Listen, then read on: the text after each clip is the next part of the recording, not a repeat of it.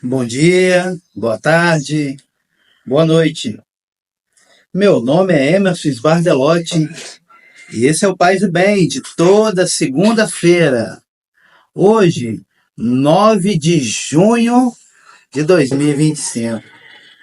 Sejam todos, todas bem-vindos, bem-vindas a esse programa sobre a prática libertadora de Jesus. A comunidade que se forma. A maior parte dos que seguem Jesus são pessoas simples do povo, sem muita instrução. Entre eles há homens e mulheres, pais e mães de família. Alguns são pescadores, outros artesãos e agricultores. Mateus é publicano. Simão é do movimento popular dos Zelotas. É possível que alguns tenham sido do grupo dos revoltosos, pois carregavam armas e tinham atitudes muito violentas. Outros ainda tinham sido curados por Jesus de doenças ou libertados de algum mal, como, por exemplo, Maria Madalena, que foi libertada de maus espíritos. Havia também alguns mais ricos, Joana, Nicodemos, José de Arimateia e outros. Estes sentiram na carne o que quer dizer romper com o sistema e aderir a Jesus.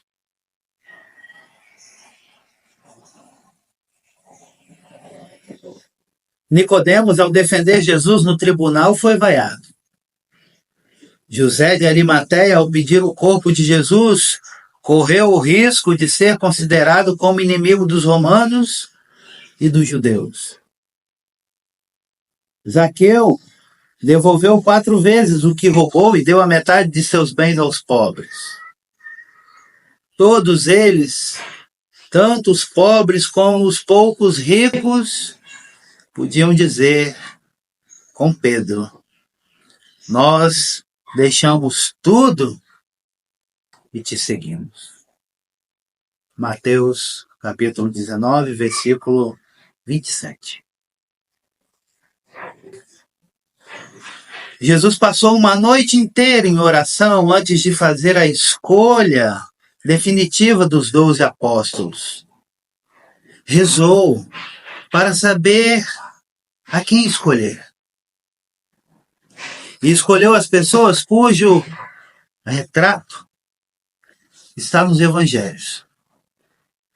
É verdade que os evangelhos informam muito pouco sobre o jeito e o caráter de cada um. Mas o pouco que informam é motivo de consolo para nós. As pessoas que seguiam a Jesus para formar comunidade com ele não eram santas. Eram pessoas comuns, como todos nós, como todas nós. Tinham suas virtudes e seus defeitos. Pedro era uma pessoa generosa e entusiasta, mas na hora do perigo e da decisão, o coração dele encolhia e voltava atrás. Tiago e João estavam dispostos a sofrer com Jesus, mas eram muito violentos. Jesus os chamou filhos do trovão. Filipe tinha jeito de colocar os outros em contato com Jesus, mas não era muito prático em resolver os problemas.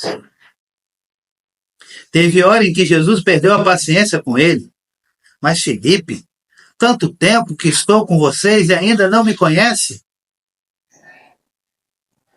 João 14, versículo de 8 a 9. Natanael era bairrista e não podia admitir que algo de bom viesse de Nazaré. Tomé era cabeçudo capaz de sustentar sua opinião contra o testemunho de todos os outros uma semana inteira. Mas quando viu que estava errado, não teve medo de reconhecer a sua falta. É com este grupo que Jesus começa a maior revolução da história humana.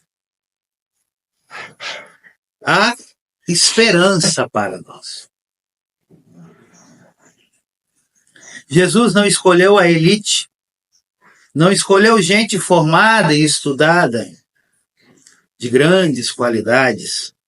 Escolheu pessoas que se sentiam atraídas pela mensagem de vida que ele trazia.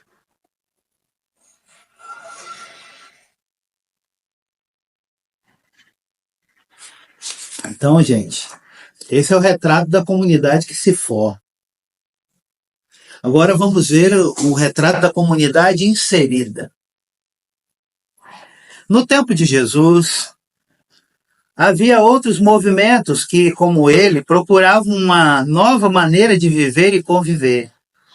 Essênios, fariseus e, mais tarde, os zelotes. Muitos deles também formavam comunidades de discípulos. Dentro da comunidade de Jesus, porém, havia algo que a diferenciava dos outros grupos. Era a atitude frente aos pobres e excluídos. Olha aí para a sua comunidade. Repare se é uma comunidade que vive cantando os louvores, os gospels, fazendo dancinhas,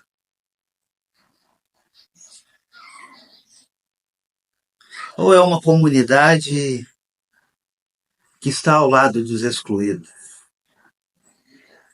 que se preocupa com os pobres, que chora e sorri com eles. Os fariseus e os essênios viviam separados. A palavra fariseu quer dizer separado. Viviam separados do povo impuro. Muitos deles consideravam o povo como ignorante e maldito, cheio de pecado. Não aprendiam nada do povo. Jesus, ao contrário, vive misturado com as pessoas que eram consideradas impuras. Publicanos, pecadores, prostitutas, leprosos, mulheres, crianças.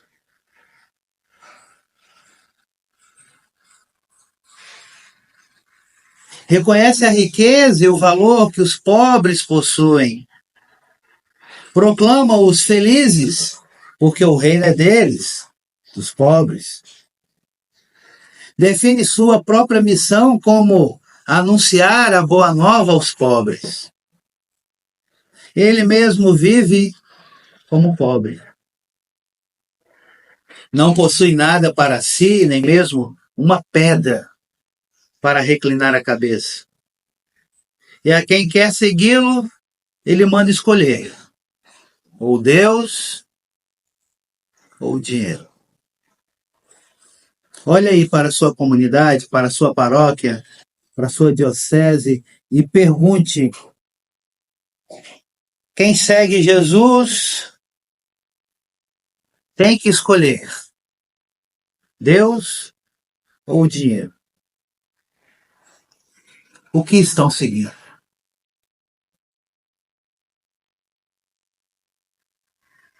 Manda fazer opção pelos pobres.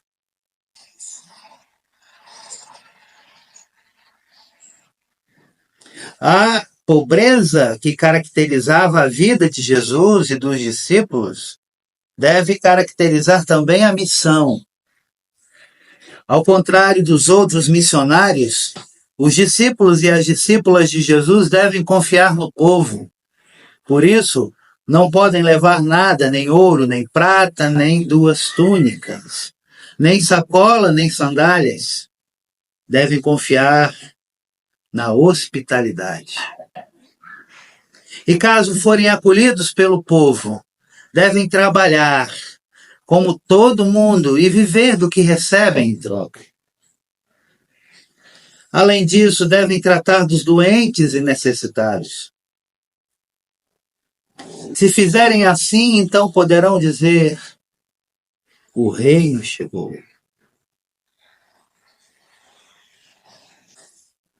Por outro lado, quando se trata de administrar os bens, aquilo que chama a atenção nas parábolas de Jesus é a seriedade que ele pede no uso destes bens. Jesus quer que o dinheiro esteja a serviço da vida. Ser pobre não é sinônimo de relaxado e descuidado. Este testemunho diferente a favor dos pobres era o passo que faltava no movimento popular da época. Cada vez que na Bíblia se tenta renovar a aliança, se recomeça restabelecendo o direito dos pobres, dos excluídos. Sem isto, a aliança não se refaz. Assim faziam os profetas. Assim faz Jesus. Assim deveríamos fazer todos nós, batizados e batizadas. Ele denuncia o sistema antigo, que em nome de Deus excluiu os pobres. E anuncia um novo começo, que em nome de Deus acolhe os excluídos. Este é o sentido e o motivo da inserção da comunidade de Jesus no meio dos pobres. Ela atinge a raiz e inaugura a nova aliança. Então, a comunidade inserida é a comunidade que inaugura a nova aliança a partir dos pobres e dos excluídos, tornando-se assim uma comunidade formadora. Não é pelo fato, presta atenção, você que está aí me ouvindo, não é pelo fato de uma pessoa andar com Jesus e de viver na comunidade que ela já é santa e renovada. Não é pelo fato de uma pessoa andar com Jesus e de viver na comunidade que ela já é santa e renovada. No meio dos discípulos, de vez em quando, a mentalidade antiga levantava a cabeça, pois o fermento de Herodes e dos fariseus, isto é, a ideologia dominante, tinha raízes profundas na vida daquele povo.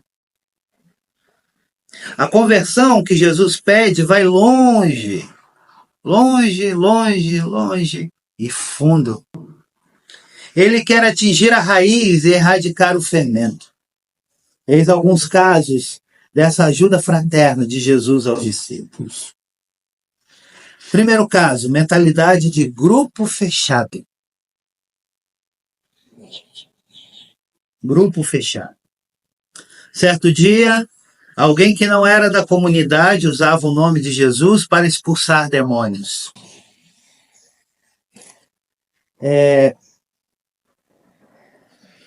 O que é o demônio? Demônio é tudo aquilo que desune,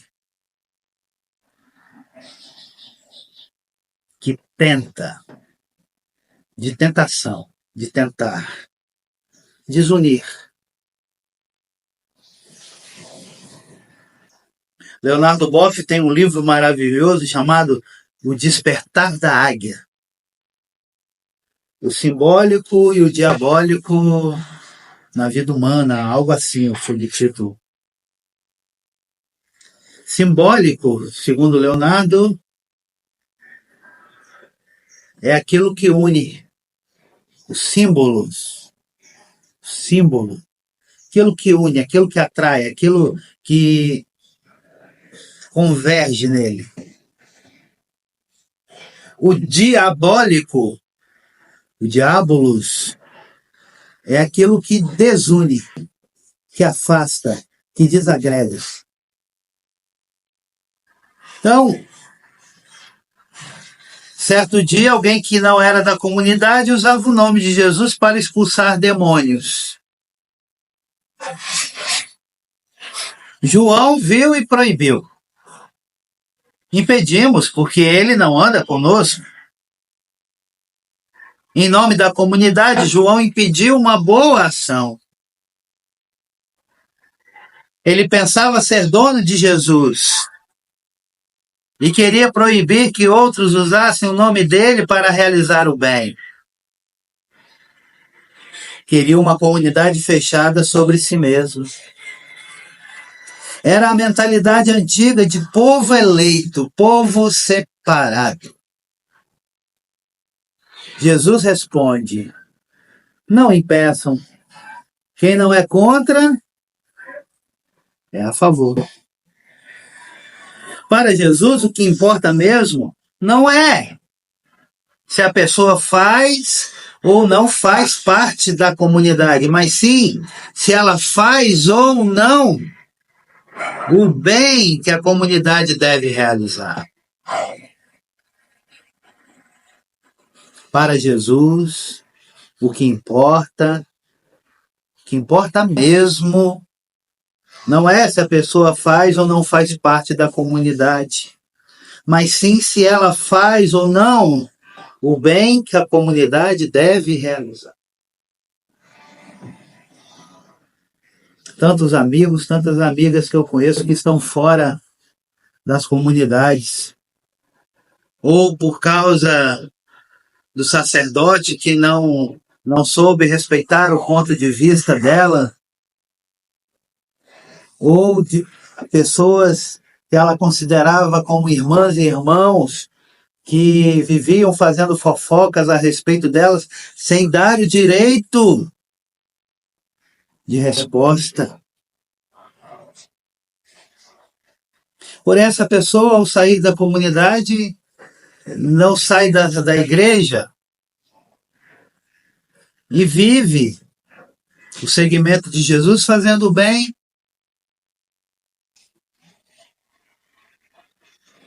O meu papel enquanto teólogo da libertação é se aproximar dessa pessoa e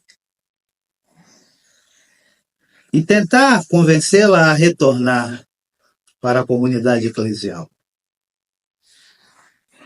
Fazer o bem sozinho é importante, mas em comunidade esse bem se torna maior. Não é um retorno fácil. Porque as pessoas perdoam, mas não esquecem. As pessoas perdoam, mas não esquecem. Segundo caso, mentalidade de grupo que se considera superior aos outros. Está cheio de grupo assim na comunidade, né, gente? Grupo que se considera superior aos outros. Olhe lá, certa vez os samaritanos não queriam dar hospedagem a Jesus. Reação dos discípulos: que um fogo do céu acabe com esse povo. Putz, grila. Achavam que pelo fato de estarem com Jesus, todos deviam acolhê-los. Pensavam ter Deus do seu lado. Pensavam ter Deus do seu lado para defendê-los. Era a mentalidade antiga de povo eleito, povo privilegiado. Jesus os repreende. Vocês não sabem de que espírito estão sendo animados. Terceiro caso, mentalidade de competição e de prestígio. Os discípulos brigavam entre si pelo primeiro lugar. era a mentalidade de classe e de competição, que caracterizava a sociedade do Império Romano. Ela já se infiltrava na pequena comunidade que estava apenas começando. Jesus reage e manda ter a mentalidade contrária. O primeiro seja o último. O primeiro seja o último. É o ponto em que ele mais insistiu e sobre o qual mais deu seu próprio testemunho.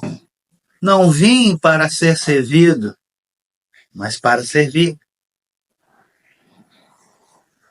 Marcos 10, versículo 45, Mateus capítulo 20, versículo 28, João 13, versículos de 1 a 16.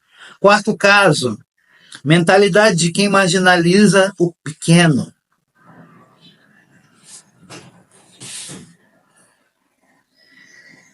Quantas vezes nós caímos nessa tentação em nossas comunidades de marginalizar os pequenos? Os discípulos afastavam as crianças. Era a mentalidade da cultura da época, em que criança não contava e devia ser disciplinada pelos adultos. Jesus os repreende, deixem vir a mim as crianças. Ele coloca criança como professora de adulto. Quem não receber o reino como uma criança, não pode entrar nele.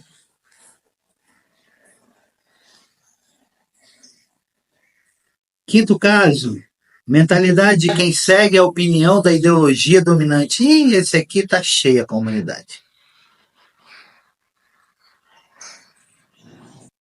E nos últimos anos, uma mentalidade, ideologia de ódio. Eu pensava, gente, que o ódio tivesse apenas assim na superfície, né? Às vezes no coração de algumas pessoas, na mente, mas é muito pior. O ódio está no DNA.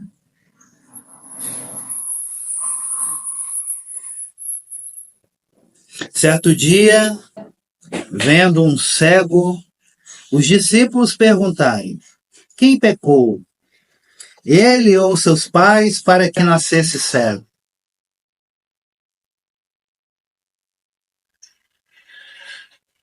Como hoje, o poder da opinião pública era muito forte. Fazia todo mundo pensar de acordo com a ideologia dominante. Enquanto se pensa assim, não é possível perceber todo o alcance da boa nova do reino. Jesus nos ajuda a ter uma visão mais crítica. Nem ele, nem os pais dele. A resposta de Jesus supõe uma leitura diferente da realidade. Por isso, minhas irmãs, meus irmãos, amigos, amigas, inimigos, inimigas, não devemos acreditar em tudo que está aí nas redes sociais, na televisão, no rádio, porque os donos do poder não estão interessados nos trabalhadores, nas trabalhadoras, na aposentadoria, não estão interessados nos pobres, nos moradores de rua. Não. Vivemos num país que sempre foi capitalista, num país que nunca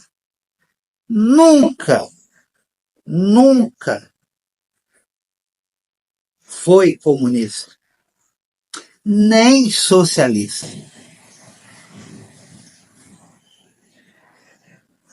No máximo, uma social-democracia. No máximo.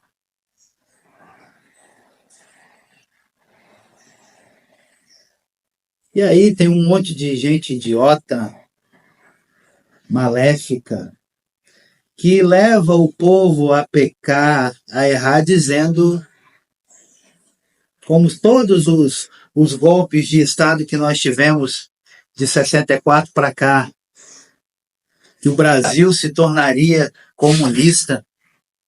Nunca vai acontecer isso. Porque não há formação política para isso. Nossa formação política ou foi de direita ou foi social-democrata, com poucas bolhas socialistas e de esquerda. Mas a maioria de direita ou social-democrata. Infelizmente. Porque nós vivemos uma utopia de um sistema que não nos oprima tanto.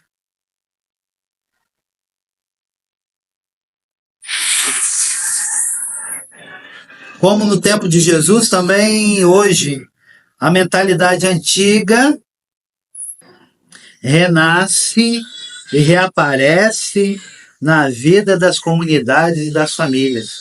Gente saudosista de uma ditadura militar, civil-militar, que destruiu tantas famílias. Gente que diz, mas eu não vi isso, eu vivi a ditadura e não vi isso. Claro, foi privilegiado. Tinha apoio dos militares, não se envolvia com nada. Vivia fechado no seu mundinho.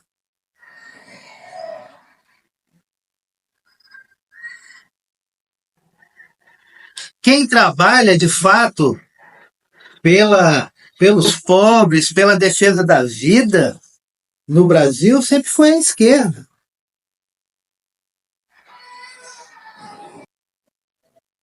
Infelizmente, até dentro da esquerda agora, a gente tem os Nutella, né? Antigamente era chamado de pelegos. Hoje em dia são os Nutellas. Não, não vamos entrar nisso, não sei o quê, deixa assim, vamos aliar assim.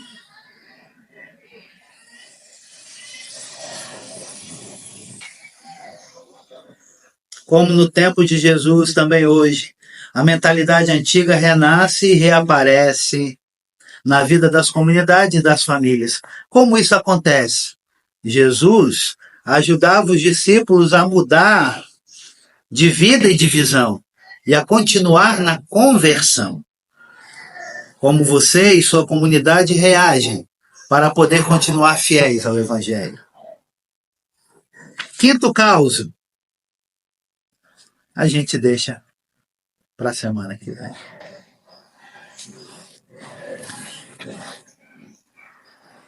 Paz e bem. Vida longa e próspera.